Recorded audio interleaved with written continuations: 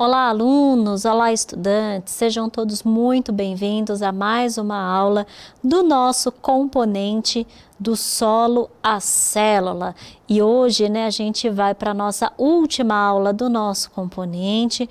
Aliás, gente, acabou-se, Praticamente a gente está aí na nossa última das últimas aulas, então vai deixar saudade, vai ficar aí com um gostinho de quero mais, mas antes que a gente parta aí para esse processo de despedida do nosso componente, vamos ver, a respeito um pouquinho mais da nossa aula de hoje. Vai aparecer aí na tela para vocês.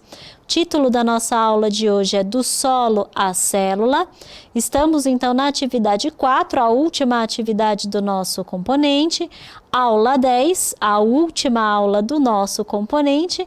E a nossa aula hoje vai se tratar a respeito da sistematização 2. Se vocês se lembram, a gente dividiu então a nossa sistematização em duas partes e hoje a gente está na última parte da sistematização.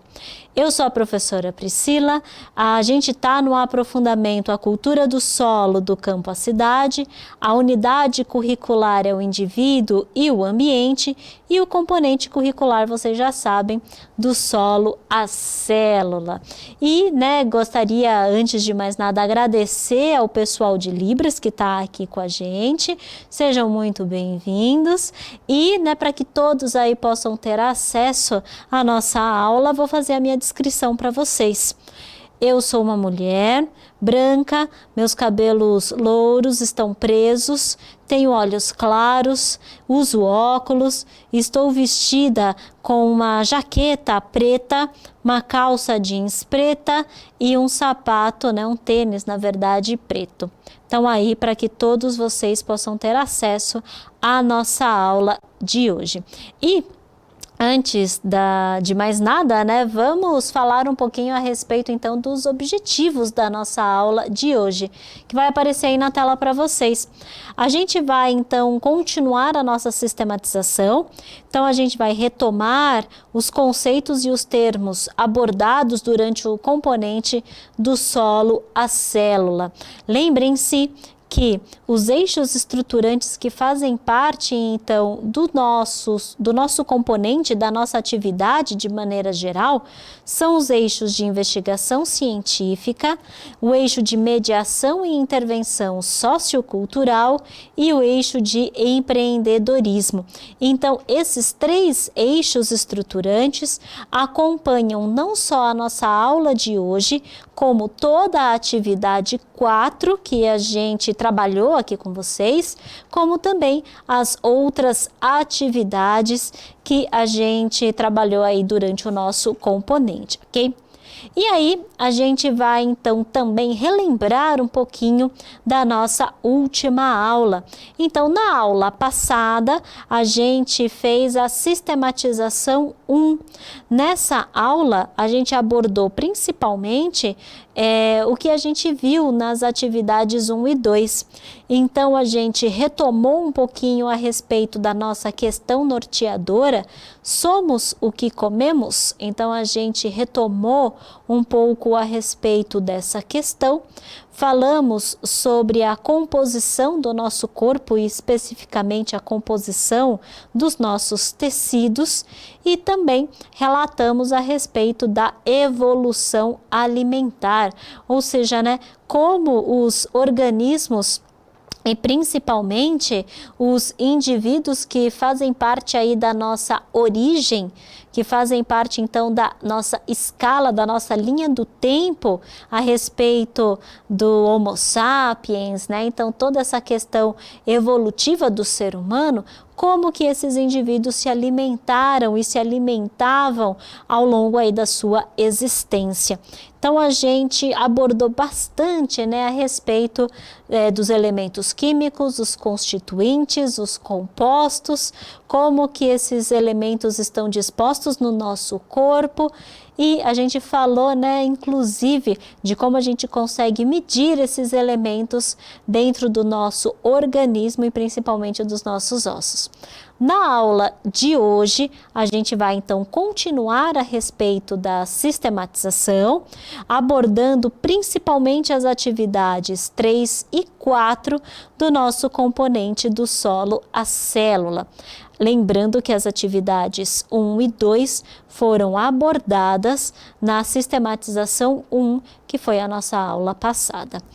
Dado então todos esses primeiros informes, aí sim a gente vai então entrar na nossa aula de hoje e aí sim a gente vai então relatar um pouquinho de tudo o que a gente viu durante o nosso componente.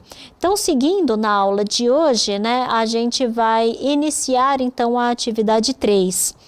Vamos relembrar então um pouquinho do que a gente falou na atividade 3 da nossa aula. Lembrem-se que na atividade 3 a gente falou a respeito da síndrome da má absorção dos nutrientes. A gente então começou a nossa atividade 3 falando sobre problemas que podem estar envolvidos na questão da alimentação, na questão da absorção dos nutrientes e também de problemas que podem estar envolvidos na questão do solo, na absorção, por exemplo, de nutrientes do solo e também no crescimento das raízes. A gente começou então a nossa atividade 3 falando um pouquinho a respeito então do déficit de nutrientes que a gente pode encontrar no nosso corpo. E esse déficit pode acarretar, né, ou pode se dar por meio da má absorção dos nutrientes. É considerada então uma síndrome justamente porque causa um distúrbio, e aí vai aparecer na tela para vocês, que é um distúrbio no qual os nutrientes dos alimentos não são absorvidos corretamente no intestino. Esse distúrbio ele pode se dar por meio de outras doenças, como por exemplo um câncer na região intestinal, onde você tenha que fazer, por exemplo, uma cirurgia para a retirada de partes do intestino. Pode ser também por meio de problemas ali no próprio intestino, na região estomacal, com perda, por exemplo, de células, com perda da função dessas células, que pode então ocasionar esse tipo de síndrome. Essa síndrome, que a gente chama da má absorção dos nutrientes, ela pode ser, né, existem então vários tipos dessa síndrome, mas a gente abordou especificamente 2 tipos, como a falta, né, ou a questão ali da detecção da lactose, né? Quando a gente tem então problemas nesse tipo de detecção, quando a gente tem problemas na absorção, por exemplo, do açúcar do leite nesse caso, ou ainda quando a gente tem problemas na absorção da vitamina B12. Então a gente abordou especificamente esses 2 tipos. No caso ali da lactose, quando a gente tem intolerância à lactose, geralmente a gente utiliza de um exame de sangue para realizar a detecção primeiro da enzima, e caso a gente não consiga ter essa detecção, aí sim a gente faz a inserção aí de medicamentos, né, para que se possa então ter o acesso a essa enzima. Na detecção da lactose, geralmente se faz então um exame onde a pessoa tem a coleta de sangue no período de jejum e depois de 30 em 30 minutos, com a ingestão então de uma concentração aí de açúcar, a pessoa vai então novamente fazendo essa coleta de sangue de 30 em 30 minutos para ver como que estão aí os níveis de lactose e de açúcar no sangue. Se eu tiver uma concentração muito alta de açúcar no sangue, significa então que a minha enzima ou ela não está sendo produzida ou ainda a sua produção não está acarretando, né, nessa quebra desse açúcar. Então, por isso isso a gente diz que a pessoa então tem intolerância à lactose nesse caso. Para isso, né, muitas vezes se toma medicamento para que a pessoa continue a sua alimentação, né, de maneira geral, para que ela continue comendo, né, os mesmos alimentos que comia anteriormente, mas que ela consiga agora realizar a quebra correta, né, da lactose nesse caso. Essa lactose ela é importante para o nosso sistema e para o nosso intestino, porque ela estimula a flora intestinal, ela reduz o pH intestinal e melhora também a absorção de nutrientes.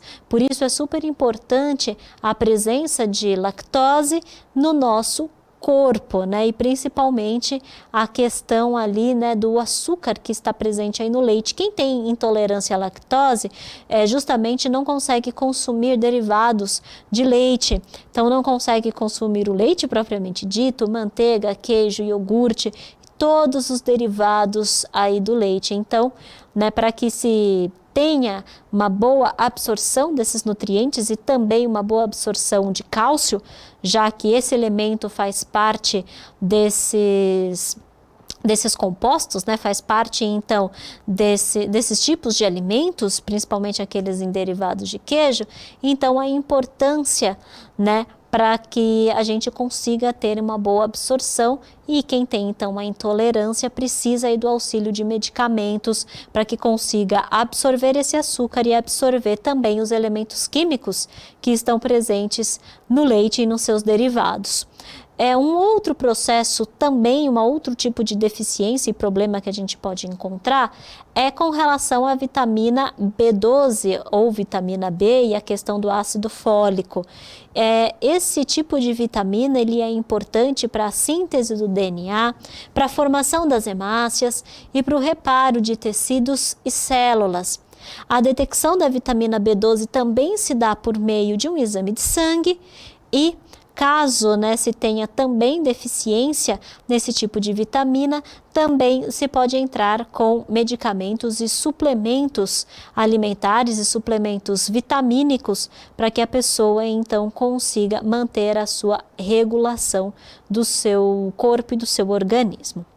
Dentro da atividade 3, também a gente não falou apenas do gerenciamento da nossa saúde, mas a gente falou do gerenciamento e saúde do solo. Justamente, né, não são só os problemas de saúde que a gente pode encontrar por falta de absorção de nutrientes, como também o solo pode ter essas carências nutricionais. E se um solo tem essas carências nutricionais, os elementos e os alimentos que vierem desse solo também vão sofrer com esse tipo de carência, e quando nós, seres humanos ou os outros animais, a gente consome esse tipo de alimento, a gente também, né, vai estar colocando para dentro do nosso corpo uma quantidade menor de nutrientes. Então, por isso, a importância do gerenciamento do solo. Nesse caso, esse termo consiste na capacidade do funcionamento contínuo do solo, sustentando a vida dos animais, vegetais e dos seres humanos. Para o gerenciamento e saúde do solo, a gente viu um método denominado bioanálise. Nesse método, a gente faz a avaliação qualitativa do solo, então a gente vê a questão ali de saúde a olho nu nesse caso, e também a gente faz a avaliação quantitativa. O que isso significa, né? A gente faz então a medição dos nutrientes que estão presentes no solo, dos organismos biológicos que estão presentes e como se dá as suas propriedades químicas, como está então a propriedade química desse solo. Todos esses valores são posteriormente, né, depois de coletados, eles são colocados em uma tabela e comparados com índices de referência. E a partir daí a gente consegue determinar o índice de qualidade do solo, que a gente chama de IQS. Esse índice de qualidade do solo, ele se dá por meio da análise desses bioindicadores que a gente comentou anteriormente, que são esses organismos biológicos e as propriedades químicas do solo. A gente chama então isso de bioindicadores, que são então aplicados, colocados em uma tabela de referência, e a partir daí, né, eles são então comparados com esses valores de referência e assim a gente consegue determinar o índice de qualidade do solo, se esse solo está bom, se esse solo está saudável ou se esse solo precisa aí de alguma manutenção. E a partir daí, a gente iniciou também na nossa atividade 3 uma série de estudos de caso, onde a gente foi relatando problemas na absorção, por exemplo, de nutrientes e também problemas com questão ao solo. Então, a gente fez uma série de análises de casos, onde a gente conseguiu debater a respeito, então, de problemas de saúde nos seres humanos em questão à deficiência de nutrientes e também problemas de saúde do solo e como isso pode impactar o próprio solo e as plantas. Dentre esses estudos de caso, a gente fez o primeiro estudo, né, que a gente fez foi com respeito à anemia, e a anemia por falta de ferro, que a gente chama de anemia ferropriva. Nesse caso, a gente fez então uma entrevista, né? Então a gente primeiro deu para vocês, né, um caso, então a gente mostrou para vocês um caso e a gente fez uma entrevista com o Dr. Héctor Aguilar Vitorino, professor de Química da Faculdade de Ciências da Universidade Nacional de Engenharia, em Lima, no Peru, onde então ele relatou para a gente a respeito da anemia ferropriva e ele nos ajudou então a esclarecer o nosso caso, né, onde ele falou especificamente como que acontece com relação às células, como que o nosso organismo e as células agem quando a gente tem deficiência de ferro nesse caso. Já o outro estudo de caso que a gente fez foi com questão ao diabetes, quando a gente tem aí o excesso de açúcar no nosso sangue e como que a gente faz então para tratar os diferentes tipos de diabetes.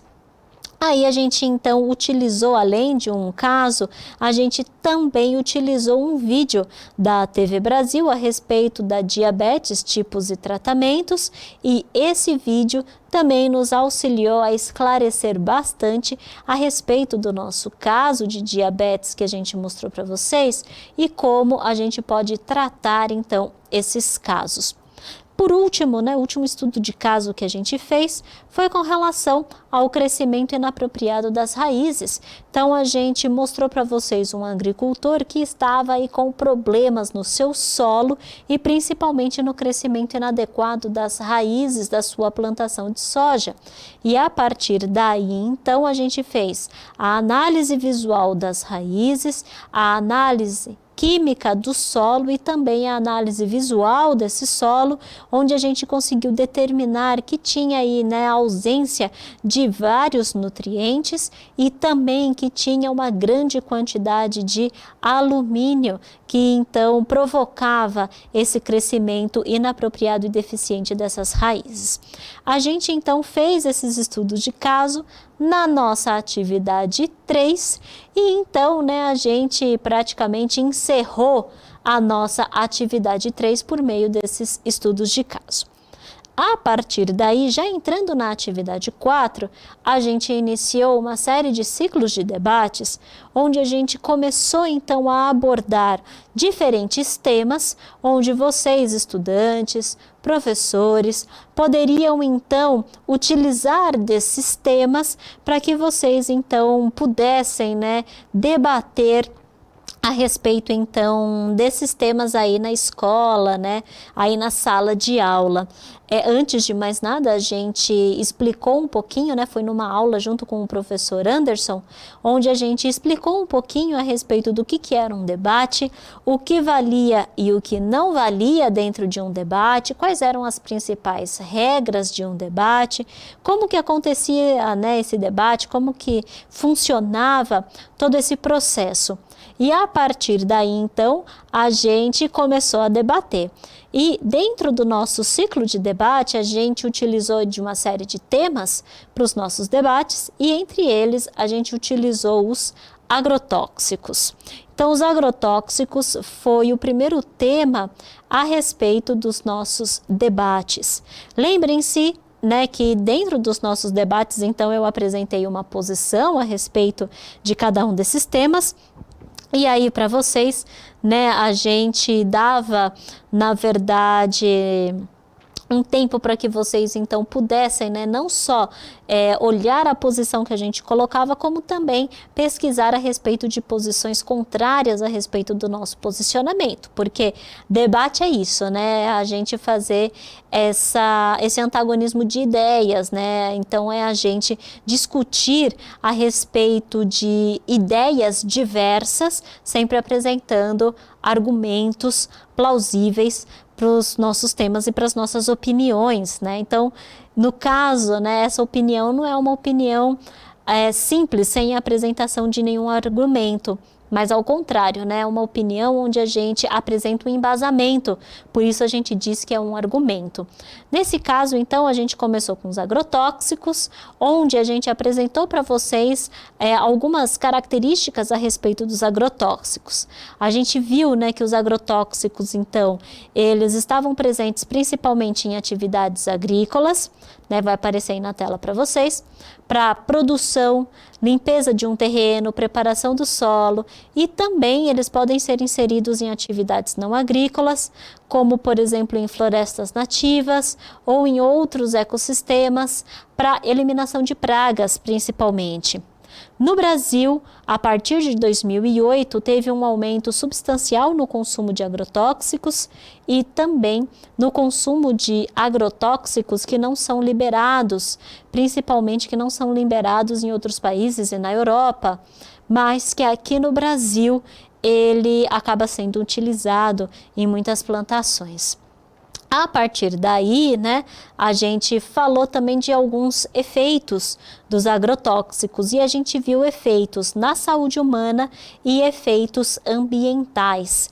Na saúde humana pode ser efeitos crônicos ou agudos, efeitos agudos que pode ser de uma simples irritação na pele ou irritação nos olhos e na mucosa, ou, por exemplo, uns efeitos crônicos que pode se dar por meio, por exemplo, de problemas na digestão, pode se dar por meio de desenvolvimento de outras doenças, como o próprio câncer, pode se dar por meio de problemas e deficiências no sistema neurológico, também problemas aí de anormalidades em crianças recém-nascidas, né? As mulheres podem ter um maior índice de abortos.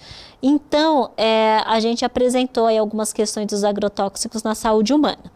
No caso dos animais e na saúde ambiental, né, dos outros animais e no meio ambiente, então a gente tem primeiro a eliminação de pragas, mas a gente tem não só a eliminação de pragas, como de outros insetos também. Então a gente falou a respeito principalmente das abelhas, né, que com os agrotóxicos elas acabam também se envenenando, né, digamos assim, e a partir daí, né, a gente tem uma queda da diversidade de abelhas e uma queda também desses agentes polinizadores e uma queda da diversidade da flora, né, de maneira geral. A partir daí, a gente foi para um outro tema. A gente começou a falar a respeito da alimentação. Então, um outro tema do nosso ciclo de debates foi a respeito da alimentação infantil e da desnutrição. No caso, a gente falou que a desnutrição é o organismo não adquire os nutrientes necessários para o funcionamento ideal do seu metabolismo, ocasionando aí disfunções no sistema digestório, muscular, urinário, circulatório e hormonal. E a gente fez ainda uma análise a respeito de como está a alimentação infantil no nosso país. E vimos que no Brasil a gente está tendo aí uma menor ingestão de frutas e verduras e uma maior ingestão de açúcar e gorduras, o que leva também a uma série de transtornos alimentares. Esses que foram então o tema dos nossos próximos debates. Então a gente falou também de outros tipos de transtornos alimentares, entre eles a obesidade. A obesidade, então, está relacionada ao acúmulo de tecido adiposo no organismo devido à quebra do equilíbrio energético, ou seja, maior consumo de calorias em relação ao seu gasto. Nesse caso, também a obesidade pode levar a disfunções no sistema digestório, nervoso, circulatório e excretor. Dados aqui no nosso país revelam que 10% da população é obesa no nosso país e 40% da população está com sobrepeso. Esse tema foi o primeiro que a gente falou a respeito de transtornos alimentares, já que a obesidade está sendo considerado um transtorno alimentar moderno, digamos assim. Mas a gente entra também dentro dos nossos ciclos de debates com outros dois tipos de transtornos alimentares que afetam muito a saúde da nossa população, principalmente a saúde dos nossos jovens, dos nossos adolescentes, que são os transtornos alimentares onde a gente fala da bulimia e da anorexia nervosa. Nesse caso, a gente aborda a definição de transtornos alimentares como distúrbios que promovem alterações nos comportamentos alimentares. Também provocam alterações nos aspectos fisiológicos do nosso corpo, principalmente no sistema nervoso. Então, a gente viu regiões cerebrais que podem aí apresentar alterações em pessoas que apresentam um quadro bulímico ou anoréxico. A gente viu também outros aspectos, principalmente os aspectos genéticos, que também podem contribuir com esses transtornos alimentares. Então, a gente viu problemas na transcrição de um neurotransmissor, a serotonina, que pode então promover essa questão da saciedade, impedindo que a gente consuma os alimentos de maneira adequada e consuma também os nutrientes de maneira adequada. E a gente viu também um gene presente no cromossomo 12, que também está relacionado a esse tipo de disfunção, que também promove esse processo de acabar fazendo com que a gente se sinta satisfeito, quando na verdade a gente quase não ingeriu alimentos e nutrientes. Dados com respeito à bulimia e anorexia, nesse caso dados globais, em relação ao mundo, nós temos presente em 1,1% da população mundial, ou seja, esses tipos de transtornos, tanto a bulimia quanto a anorexia, estão em 1,1% da população mundial, e no Brasil a gente tem 13% da população que apresenta alguns desses transtornos alimentares. Nessas aulas, na verdade, de bulimia e anorexia, esteve presente também a professora Maria Fernanda, que trabalhou com a gente bastante, a respeito então desses temas, principalmente em questões sociais, comportamentais. Então foi uma aula muito bacana, vale a pena aí vocês relembrarem e retomarem a respeito aí desses ciclos de debates. E agora a gente entra no nosso momento da interação, onde a gente está finalizando então o nosso componente. Então tá aparecendo aí na tela para vocês, né, a nossa perguntinha que a gente deixa aí de praxe. Então a gente sabe, né, que com a finalização aí do nosso componente, é importante que você, aluno, tente desenvolver um mapa mental, estabelecendo as relações pertinentes com os assuntos abordados durante as nossas atividades. É um momento também de você realizar uma autoavaliação, pensando o que você aprendeu a respeito desse componente, como você se organizou durante o percurso do nosso componente, o que faltou aí durante as nossas aulas, o que você gostaria de ter aprendido. E como foram as nossas aulas? Foram bacanas? Vocês curtiram? Vocês se dedicaram, né, durante aí as nossas aulas? Então, vale esse momento, né, de introspecção e de avaliação a respeito, então, do nosso componente. E eu também, né, faço aqui a minha autocrítica e a minha autoavaliação do nosso componente. Gente, muito obrigada, então, pela presença e participação de vocês durante as nossas aulas. Agradeço imensamente o pessoal de Libras e acabou-se. Nosso componente se encerra hoje e foi um prazer estar na frente desse componente junto com vocês. Um grande abraço e a gente se encontra numa próxima oportunidade. Até mais, pessoal!